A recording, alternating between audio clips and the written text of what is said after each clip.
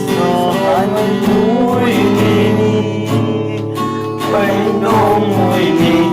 ជូនពិសេសឲ្យទៅនាងក្ដីស្មងនិងភាពជឿជាក់ជូនទៅក្នុងនាងដែលសំខាន់នៅក្នុងបេះដូងតែអ្វីព្រោះប្រានាងបាញ់ចំស្នេហ៍ចាចេញទៅទាំងអាឡ័យឯខ្ញុំត្រូវរស់រីរៃទាំងផ្ដាច់និស្ស័យកាត់តែកំពុងស្រឡាញ់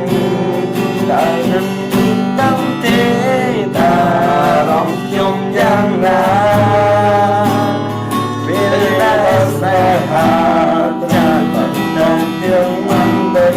ខ្លួនមិនណែចិនជឿទូន